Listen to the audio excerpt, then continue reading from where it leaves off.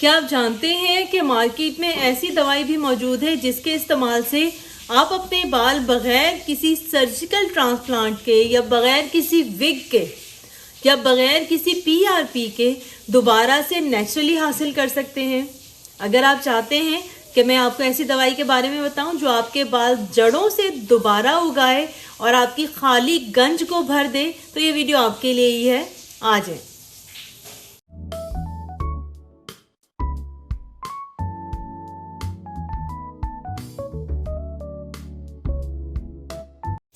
अस्सलाम वालेकुम दोस्तों, मेरा नाम द्वारज़ा है और जिस तरह आप जानते हैं कि इस चैनल पे हम ब्यूटी टिप्स एंड ट्रिक्स की बात करते हैं, हम DIYs की बात करते हैं, हम होम रेमेडीज़ की बात करते हैं, हम सेल्फ ग्रूमिंग और सेल्फ मेंटेनिंग की बात भी करते हैं।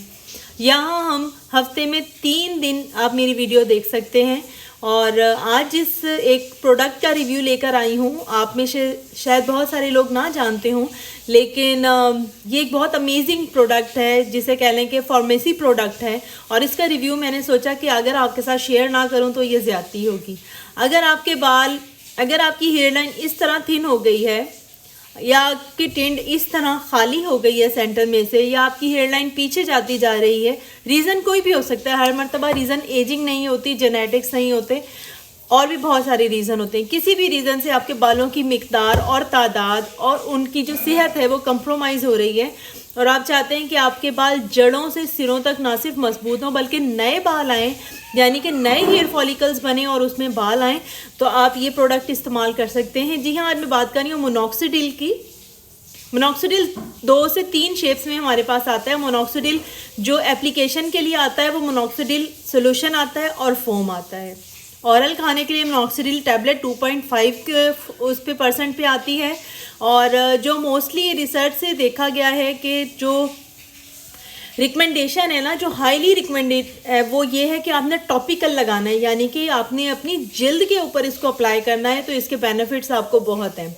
मोनोक्सिडिल का 3 महीने मुस्तकिल इस्तेमाल, यानी कि 90 दिन मुस्तकिल इस्तेमाल आपके बालों को जड़ों से नया उगाएगा, आपके बालों को नई ज़िंदगी देगा।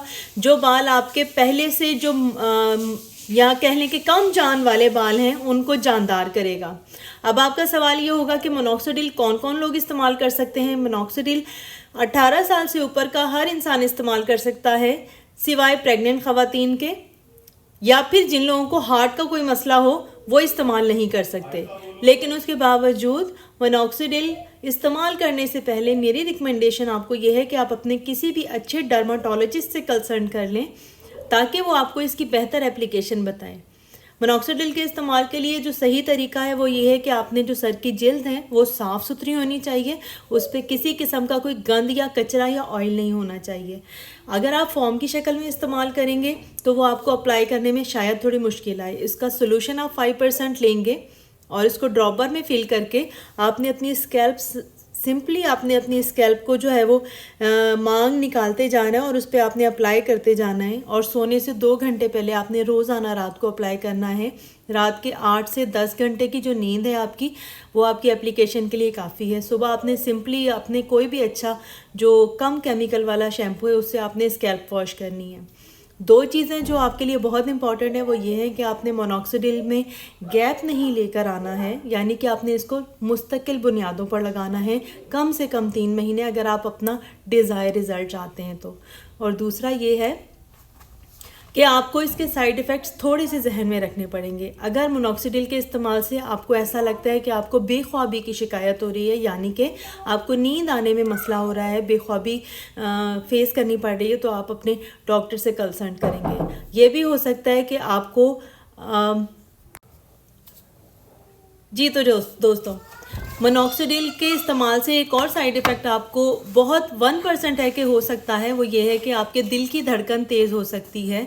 अगर आपकी मौरसी जो चला आ रहा है, यानी कि हेरिडिटी में हार्ट का कोई भी प्रॉब्लम है और आपको अभी तक डायग्नोज नहीं हुआ है, ये हो सकता है कि आपके दिल की धड़कन थोड़ी सी तेज़ हो सकती है। लेकिन अगर आपके कोई भी साइन सिम्टम, यानी कि ये जो 2 साइन सिम्टम हैं, और आपका बिल्कुल 0.1% चांसेस हैं कि आपका वेट थोड़ा सा गेन हो सकता है, ये 3 साइड इफ़ेक्ट्स हो सकते हैं जो कि 100 में से किसी एक इंसान को ये शो हो सकते हैं। इसका मतलब ये हरगिज़ नहीं है कि मोनोक्सिडिल एक सेफ़ दवाई नहीं है या मोनोक्सिडिल एक सेफ़ प्रोडक्ट नहीं है। आप इसको ज़रूर इस्तेमाल कर सकते हैं, लेकिन अगर आपको इन तीनों में से कोई एक भी साइन सिम्टम होते हैं तो मैं आपको ज़हनी तौर पर तैयार कर रही हूँ कि ये हो सकता है। और अगर आपको होते हैं तो आप फ़ौरन इमीडिएटली अपने डर्माटोलॉजिस्ट या जिस भी डॉक्टर के मशवरे से आपने ये प्रोडक्ट इस्तेमाल किया, आप उससे ज़रूर रब्ता करें। और अगर आप मेरी वीडियो देखने के बाद इस तरह के किसी भी साइन सिम्टम को फेस करते हैं तो आप मुझे इन्फॉर्म करें, यानी कि अपने कमेंट बॉक्स में मेरे ज़रूर बताएं, ताकि मैं बाकी लोगों को बताने की अहल हो सकूं कि इसके इस्तेमाल से और क्या क्या हो सकता है। हर चीज़ के इफ़ेक्ट्स भी होते हैं, साइड इफ़ेक्ट्स भी होते हैं। आज मैंने एक रिव्यूइंग वीडियो आपके साथ शेयर की है एक फार्मेसी प्रोडक्ट की। होपफुली मेरी ये वीडियो उन लोगों के लिए हेल्पफुल होगी जो मोनोक्सिडिल इस्तेमाल करना चाहते हैं और जिनको अभी तक सही गाइडलाइन नहीं मिल रही है। अगर ये मेरी वीडियो आपके लिए फ़ायदेमंद रही है तो थम्स अप ज़रूर दीजिएगा। अगले टॉपिक तक के लिए मुझे इजाज़त दीजिएगा। तब तक के लिए अपना बहुत सारा ख्याल रखें। अल्लाह।